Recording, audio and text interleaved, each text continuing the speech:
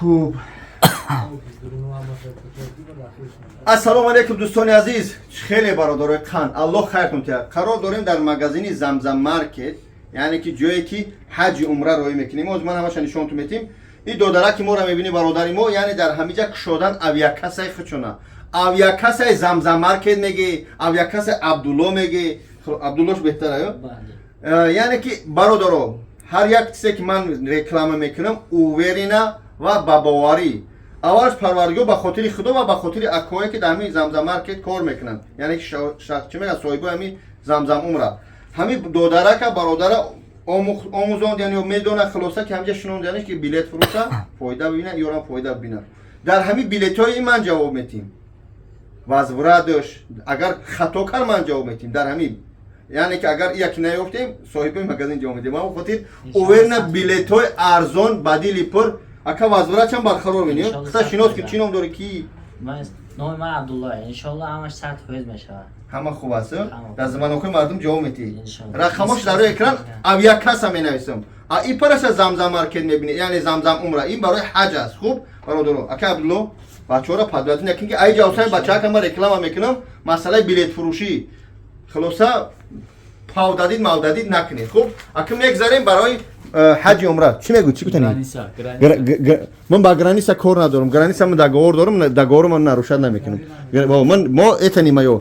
این صاحبای مغازین هم برادران، این مغازینی گرانیسا قزاقستان نه، گرانیسا قزاقستان من آدم دارم، کانترکت دارم، کانترکت دباندم. یعنی که همجا درستر شای که گرانیسا را مهمی روی میکنن، گرانیسا قزاقستان میکنن ها. با حضور میتونه همجا گرانیسا برا بچهای بواری خدمتانه. مقصد مغازینی تمامی نمودی اپتم کدمت اپتم بخری اپتم روز نیست همین این اینجا بس نشون تو بدیم. من سگرچه هم چیم دهخونی هم کو ویدیو هم نگاه کنیم. اینها این اینجا اسم میره مغازین چی مسجد پراسپیک میره، مسجد پراسپیک میره زمزم مارکت. این همین مترو اون است. این مترو میبروی مترو پراسپیک میره. این همین دستی راست راست مغازین میدروی دوستان عزیز. ببینید حج عمره هازی 8 نفر دیگه دمو در کار روزی 15 همین چیزلا روزی پایین اجرا لباسای حجی هم دوران همه چیزا دوران، یعنی ببینید همه لباسا دوران. 8 آدم دیگه در کارای $1200 و $1400 هر نفری که میخواد که حج عمره بره. این همین 15 همین چیزلا مثلا حج فرضی ان شاء الله پاگا من نوار میکنیم. ببینید ویدیو من بخونیم. مثلا حج فرضی پاگا یک نوار میکنیم با فکت دلیل با حدیث و آیات های علما. دوستان عزیز التماس فتواهای نادرست نمیدونی ای اسلام نتی قرضدار باید بره و نره و خلاصه این چیزی است که شخص قرضدار باید قرضدار شد که ان شاء الله من به شما میرسونم.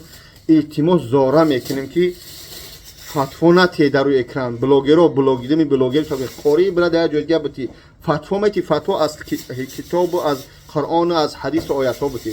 من گپ پس نظر مالی پکم من تو نواری حضرت نبرم نگاه کنی. حج عمره این همین 15 همین چیزلا 8 نفر دیگه در کارای $1200 و $1400 بخراق و بخراق با عروسی 120 چند هزار یا 30 چند هزار میشه برادرو. بعدی پر 8 نفر این همین 15 همین انور با اخیر انور داریم، با در رمضان داریم، بعد با حج فرضی سر میشه. و من پگاه حج فرضی که میگه بابا جان شما حج فرضی کی میبرید چیکار میکنی من اعلان میکنم بعدی پر ان شاء الله حج فرضی همین شرکت میبره شهروندای چی میگن شهروندای روسیه را. هر نفر شهروندی روسیه است چیکار میکنی بدیلی پر برادرو میتونی ان شاء الله به حج فرضی بعد بری. حاضر شخص میتونی حج فرضی پر سه صحبت کنی $5000 $4800 هم خیلی چخ کنی. حاضر 8 نفر دم در کرو. الله نگهبان تو همه تا بخاطر اولاد دوست می‌دارم. السلام علیکم و رحمت الله و برکاته. ما اینجا بار گرفتیم برای مغازین خدمت توجه میگن برای اینا یا برای چی ما همینجا خدمت اپت میزنم برادر و چیرا با جای حجامه خدمت اکا حسین جان الله برکت یا بابا جان پریچوسکا موجه مردک دیگه بابا جان دیگه بیرحمش خدا نگهدار.